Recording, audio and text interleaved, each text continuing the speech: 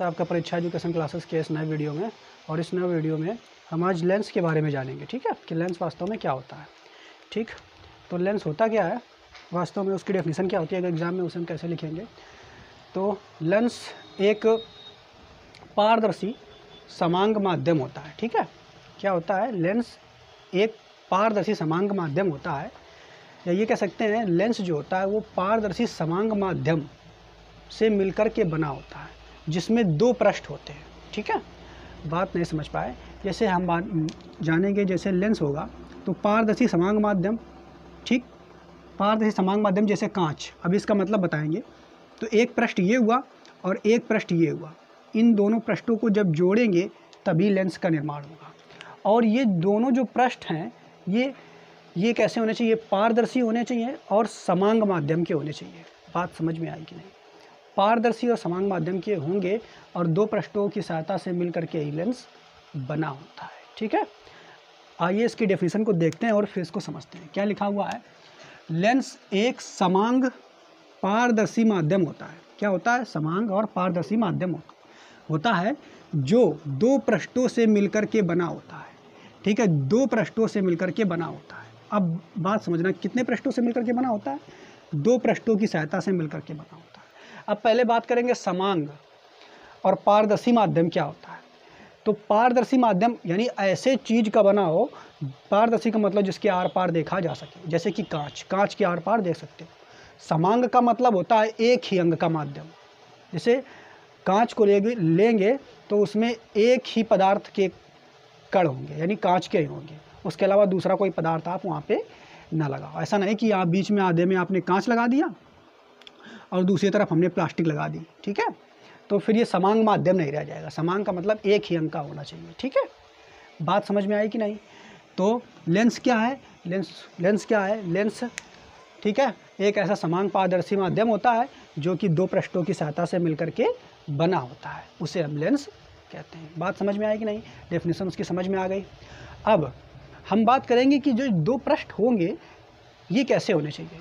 तो ये दो पृष्ठ जो होते हैं, ठीक है, तो ये गोली भी हो सकते हैं, जैसे ये दो पृष्ठ हमने लिए, ये गोली भी हो सकते हैं, गोलाकार भी हो सकते हैं, ये बेलनाकार भी हो सकते हैं पृष्ठ, और ये परवलयाकार भी हो सकते हैं। ठीक है, ये बात आपको याद रखनी है कि जो लेंस बनाने में हम पृष्ठों का उपयोग करेंगे तो वो गोलीकार, बेलनाकार और परवलयाकार भी हो सकते हैं। ठीक है, तो बस, लेकिन मुख्यतः अधिकतर जो लेंस होते हैं वो गोलीकार के ही होते हैं और हमें इसी को पढ़ना है। लेकिन पता होना चाहिए कि इन आकारों के भी लेंस हो सकते हैं। ठीक है, बेलनाकार के भी हो सकते हैं और परवलयाकार के भी हो सकते हैं। अब हम बात करेंगे लेंस के प्रकार कितने होते हैं। ठीक है, तो मुख्यतः लेंस दो प्रकार के होते हैं, उत्तल लेंस और अवतल लेंस। ठीक है, लेकिन आगे जब और स्टैंडर्ड में पढ़ेंगे तो लेंस के इन दोनों उत्तल लेंस और अवतल लेंस के भी तीन तीन भाग कर दिए गए हैं। ठीक, तो आइए उनको जानते हैं पहले। ठीक है, तो उत्तल और अवतल लेंस क्या होगा, तो उत्तल लेंस ये होगा, ठीक है, ऐसे देखेंगे, अगर देखेंगे ये वाला जो लेंस है ये उत्तल लेंस है, मतलब इसके दोनों तरफ, दोनों साइड जो हैं, दोनों साइड्स जो हैं वो कैसी होनी चाहिए, उत्तल होनी चाहिए। ये कह सकते हैं उत्तल लेंस हम उसे कहेंगे जिसका एक कम से कम एक साइड जो है वो उत्तल हो। ठीक है, उत्तल का मतलब उभरा हुआ, दर्पण में हम पढ़े थे ना। और अवतल लेंस क्या होंगे, अवतल लेंस वह लेंस होंगे जिनका कम से कम एक तरफ या एक साइड जो है वो अवतल हो। ठीक है, वो अवतल लेंस होंगे।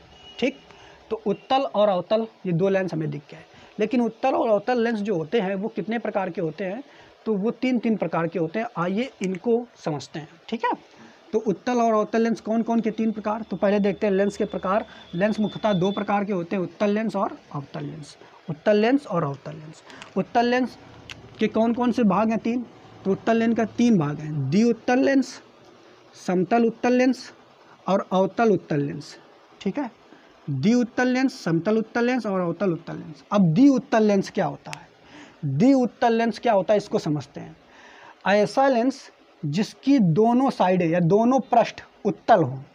ठीक है, जिनके दोनों पृष्ठ उत्तल हों, जैसे अभी हमने बनाया था, देखो ये लेंस जो बना दिया इसका दोनों पृष्ठ उत्तल है, ये वाला भी उत्तल है, ये वाला भी उत्तल है, तो ये द्विउत्तल, एक और दोनों तरफ उत्तल है ना, तो ये कौन सा लेंस हुआ, द्विउत्तल लेंस हुआ। ठीक है, इसे हम उत्तल लेंस भी कह सकते हैं, लेकिन द्विउत्तल भी कह सकते हैं। ठीक है, बात समझ में आई कि नहीं। अब बात करेंगे समतल उत्तल लेंस की। तो समतल उत्तल लेंस क्या होता है? ऐसा लेंस जिसका एक पृष्ठ समतल हो और एक पृष्ठ उत्तल हो।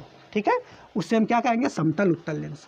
तो जैसे कि हमने एक ये ले लिया, तो ये हमने समतल पृष्ठ खींच दिया और ये वाला पृष्ठ जो है उत्तल बना दिया। ठीक है, तो देखो ये समतल पृष्ठ हो गया, समतल का मतलब सीधा, और दूसरा उत्तल पृष्ठ बना दिया। ठीक, तो ये कैसा है? समतल उत्तल लेंस। इसका एक और रूप हम बना सकते हैं, देखो, जिसका एक पृष्ठ उत्तल हो और एक पृष्ठ समतल हो, या तो ये या तो ये। ठीक है, ये समतल उत्तल है। बात समझ में आई कि नहीं। इसके बाद अवतल उत्तल, अवतल उत्तल इसमें पढ़ेंगे। ठीक है, तो यानी जिसका पृष्ठ एक पृष्ठ अवतल हो और एक पृष्ठ कैसा हो? उत्तल हो। तो ले लेते हैं, तो देखो ये लेंस ले रहे हैं, इसका एक पृष्ठ जो है ये अवतल ले लिया, ठीक, और दूसरा पृष्ठ जो है ये उत्तल ले लिया। तो अब यहाँ पे चांद जैसी आकृति बन गई। ध्यान समझना, ये वाला जो पृष्ठ है, पहला वाला जो पृष्ठ है वो कैसा है? तो पहला वाला जो पृष्ठ है वो अवतल है। देखो यहाँ से, इसमें कंफ्यूज ना होना, ये अंदर की ओर दबा हुआ है तो ये वाला अवतल हो गया, और ये ऊपर की ओर उठा हुआ है ना तो ये उत्तल हो गया। ठीक है, तो ये तीन प्रकार के लेंस हमें दिख गए, और इन तीनों को आप उत्तल लेंस के अंतर्गत ही कह सको, क्योंकि उत्तल लेंस की डेफिनेशन में क्या बताई? ऐसा कोई भी लेंस जिसका एक पृष्ठ कम से कम उत्तल हो। ठीक है, ये हम कह सकते हैं इसको। ठीक है, चलो अच्छा, इसके बाद अब आगे देखते हैं अवतल लेंस। तो अवतल लेंस अभी हमने बताया था। ठीक है, तो अवतल लेंस के भी तीन भाग होते हैं, द्विअवतल लेंस, समतल उत्तल लेंस और अवतल उत्तल लेंस। ठीक, तो द्विअवतल लेंस, द्विअवतल लेंस क्या होगा? तो ऐसा लेंस जिसके दोनों पृष्ठ जो है अवतल हो। तो देखो ये वाला पृष्ठ भी अवतल है और ये वाला पृष्ठ भी अवतल है, तो ये जो लेंस बन गया इसको हम द्विअवतल लेंस कहेंगे, या केवल अवतल लेंस भी इसे हम कह सकते हैं। ठीक है, इसके बाद समतल अवतल लेंस। तो समतल अवतल लेंस क्या होगा? जिसका एक पृष्ठ समतल हो और दूसरा पृष्ठ अवतल हो, वो क्या कहलाएगा? समतल अवतल लेंस। ठीक है, इसके अलावा या करके और भी बना सकते हो दूसरी आकृति इसकी, या करके। ठीक है, जिसका एक पृष्ठ कैसा हो? समतल, या दूसरा पृष्ठ कैसा हो? अवतल। तो ये वाला अवतल कर दिया और ये वाला पृष्ठ समतल कर दिया। ठीक है, बात समझ में आई कि नहीं। तो समतल अवतल हो गया। इसके बाद अगला जो है ये क्या है? उत्तल अवतल, यानी उत्तल और अवतल, जिसका एक पृष्ठ उत्तल हो और एक पृष्ठ अवतल हो। तो एक पृष्ठ उत्तल, उत्तल ऐसे बनता है, उत्तल अवतल, और एक पृष्ठ कैसा हो? अवतल। ठीक है, तो अवतल कैसे बनेगा? इस तरीके से। ठीक है, तो ये वाला पृष्ठ उत्तल है, ठीक है, और ये वाला पृष्ठ अगर देखोगे तो अवतल है क्योंकि दबा हुआ है। ठीक है, तो ये अवतल, ये उत्तल, तो ये कैसा हो गया?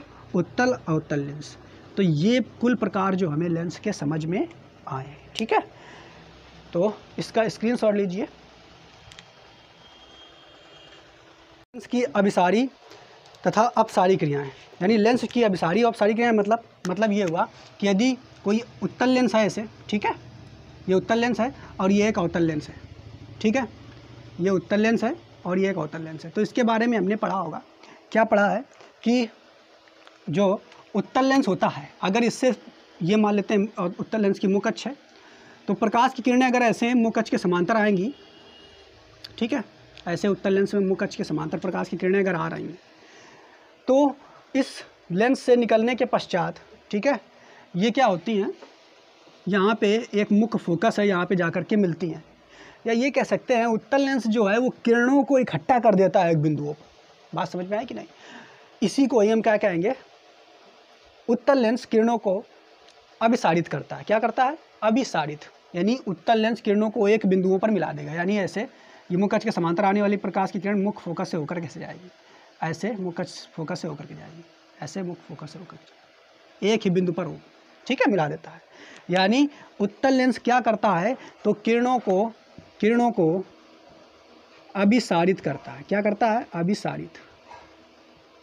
ठीक है, जबकि बात करें हम अवतल लेंस की, तो अवतल लेंस में क्या होता है कि ये इसे मुख्य अक्ष है इसकी, तो अगर इसके समांतर मुख्य अक्ष के समांतर प्रकाश की किरणें ये आ रही हैं, तो ये अवतल लेंस क्या करता है कि ये इन किरणों को ऐसे बिखेर देता है। ठीक है, इस तरीके से ऐसे बिखेर देता है। यानी मुख्य अक्ष के समांतर आने वाली प्रकाश की किरण जब अवतल लेंस से होकर के गुजरती हैं तो वो क्या हो जाती हैं, मुख्य अक्ष से दूर हो जाती हैं। ठीक है, बात समझ रहे हो कि नहीं?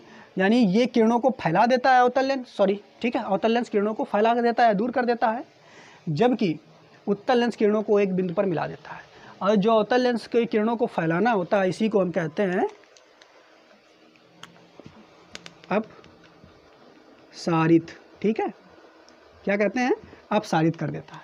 तो आज हम यही जानेंगे इस टॉपिक में कि जो उत्तल लेंस है वो किरणों को अभिसारित क्यों करता है और अवतल लेंस जो है वो किरणों को अपसारित क्यों करता है। ठीक है, ठीक है, तो इसको जानेंगे। तो समझते हैं इसको आगे होता क्या है, ये ऐसा क्यों होता है इसको समझ लेते हैं पहले।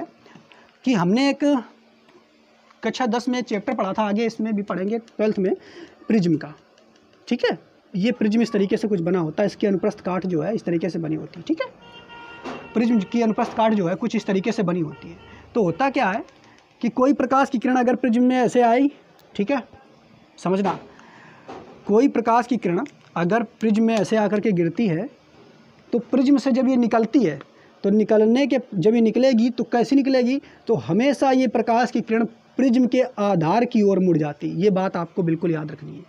ठीक है, आगे भी चैप्टर में पढ़ेंगे, लेकिन इतना आपको याद रखना है कि जो प्रिज्म होता है तो प्रिज्म में प्रवेश करने वाली प्रकाश की किरण जब प्रिज्म से बाहर निकलती है दूसरे तल से, तो वो सदैव प्रिज्म के आधार की ओर मुड़ जाती है। तो प्रिज्म का आधार ये है और इसकी ओर मुड़ गई। जाना चाहिए था इसको ऐसे जाना चाहिए था, लेकिन हुआ क्या, जब बाहर निकलेगी तो निकलने के पश्चात ये आधार की ओर मुड़ जाती है। बिल्कुल ये गुण हमें प्रिज्म का याद रखना है और इसी गुण के आधार पर हम व्याख्या करेंगे कि जो उत्तल लेंस है वो किरणों को अभिसारित क्यों करता है और अवतल लेंस, ठीक है, वो किरणों को अपसारित क्यों करता है। ठीक है, तो आइए समझते हैं इस बात को।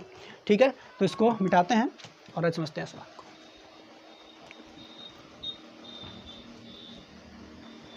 तो सबसे पहले देखेंगे कि उत्तल लेंस जो है वो किरणों को अभिसारित क्यों करता है। तो सबसे पहले हमने बना लिया ये उत्तल लेंस। ठीक है, बड़ा सा उत्तल लेंस बना लिया। अब होता क्या है, हम ये जानेंगे, हम ये पढ़ेंगे कि उत्तल लेंस जो होता है वो छोटे छोटे प्रिज्मों की सहायता से मिलकर के बना है। कैसे, देखते हैं। ऐसे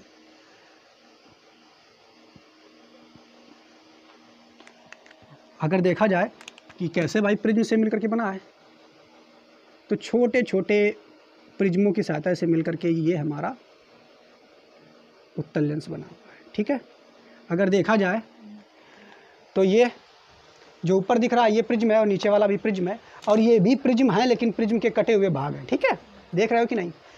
तो हुआ क्या कि जो उत्तल लेंस है वो वास्तव में प्रिज्म के छोटे छोटे भागों से मिलकर के बना हुआ है, यानी अभी प्रिज्म के छोटे छोटे खंड ही हैं। ठीक है, अरे भाई प्रिज्म भी एक तरीके से कांच का ही होता है और ये भी कांच का ही है, तो इसको मान सकते हैं प्रिज्म का ये छोटे छोटे खंडों से मिलकर के बना हुआ है। अब देखो जब प्रकाश आएगा इस पर गिरेगा तब क्या होगा, तो देखते हैं प्रकाश जब आएगा तो क्या होगा। तो ये मान लेते हैं इसकी मुख्य अक्ष है। ठीक है, अब प्रकाश गिरेगा तो क्या हो, कैसे होगा, ठीक, देखते हैं भाई। तो यहाँ पे देखो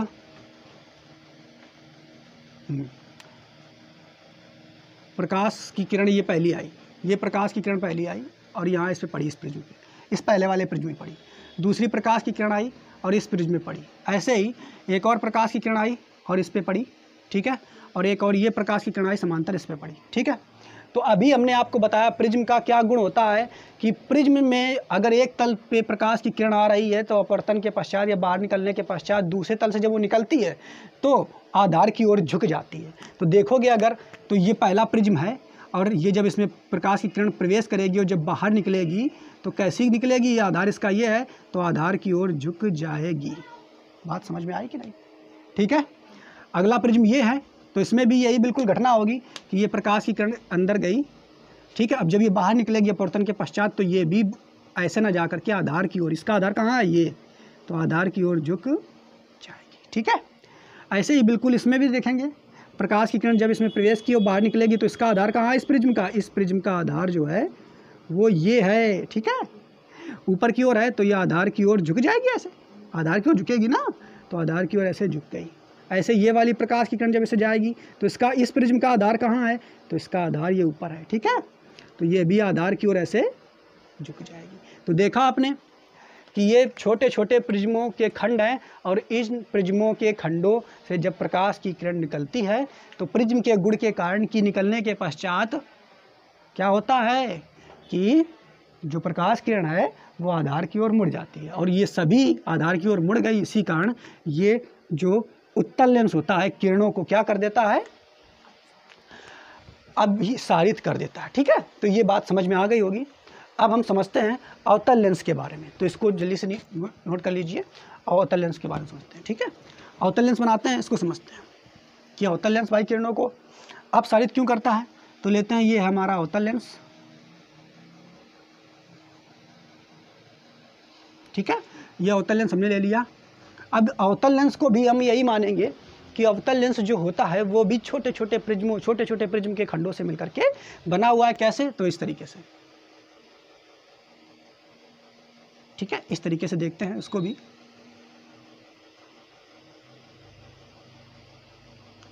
प्रिज्म खंडों से मिलकर के बना हुआ। ठीक है, तो एक ये देखो छोटा सा प्रिज्म कटा हुआ भाग, इसका ऊपर भाग ऐसे होगा। एक ये छोटा प्रिज्म है, इसका भी कटा हुआ भाग है, ये भी प्रिज्म है, ये भी प्रिज्म है, सब कटे हुए भागों से निकलना है। ठीक है, ये इसकी ये मुँह कच्छ गई। ठीक है, तो अब क्या प्रकाश की किरण आएगी पहली, तो पहली प्रकाश की किरण ये आई। ठीक है, दूसरी प्रकाश की किरण ये दूसरे प्रिज्म में पड़ी, फिर इधर इस प्रिज्म में ये प्रकाश की किरण पड़ी और इस प्रिज्म में ये प्रकाश की किरण पड़ी। अब हमें पता है कि ये वास्तव में है क्या, अवतल लेंस, तो किरणों को फैला देगा। तो कैसे फैला देगा, इसको देख लेते हैं जल्दी से। तो भाई जब ये प्रकाश की किरण इस प्रिज्म में जाएंगी और निकलेंगी तो ये प्रिज्म उल्टा है भाई, उल्टा है, कटा हुआ भाग, इसका आधार ऊपर की ओर है। तो क्या हमें पता है कि जब कोई प्रकाश की किरण जब किसी प्रिज्म में प्रवेश करती है और निकलने के पश्चात आधार की ओर मुड़ जाती है, तो आधार कहाँ है, ऊपर की ओर, तो ऊपर की ओर मुड़ जाएगी। इसमें भी देखो इसका भी आधार कहाँ है, ऊपर की ओर है, तो ये से जाएगी और ऊपर की ओर मुड़ जाएगी। ठीक है, इधर इस नीचे वाले में देखेंगे तो इस ऐसे जाएगी और आधार की ओर मुड़ जाएगी नीचे की ओर। आधार इसका नीचे की ओर है और ये ऐसे जाएगी और जब बाहर निकलेगी तो आधार की ओर मुड़ जाएगी। तो देखो अगर देखा जाए कि ये जो अवतल लेंस है इसने क्या किया, किरणों को बिखेर दिया, अर्थात अपसारित कर दिया। ठीक है, अपसारित कर दिया। तो बस हमें समझ में आ गया कि उत्तल लेंस और अवतल लेंस किरणों को क्या करते हैं, अभिसारित और अपसारित क्यों करते हैं। तो हम मान सकते हैं, इसका आंसर अगर आएगा पेपर में तो आप कैसे लिखोगे कि हम मान सकते हैं कि उत्तल लेंस या अवतल लेंस छोटे छोटे प्रिज्मों की सहायता से मिलकर के बना होता है। ठीक है, और जब कोई प्रकाश की किरण उन प्रिज्मों से होकर के जाती है तो वो किरणें क्या करती हैं, बाहर निकलने के पश्चात आधार की ओर मुड़ जाती हैं। ठीक है, और आधार की ओर मुड़ने पर वो किरणों को क्या कर देता है, अभिसारित या अपसारित। तो बिल्कुल ये आपको टॉपिक समझ में आया होगा। ठीक है, वास्तव में ज़्यादा इंपॉर्टेंट नहीं है लेकिन फिर भी समझना जरूरी है। तो उम्मीद करते हैं वीडियो आपको पसंद आया होगा।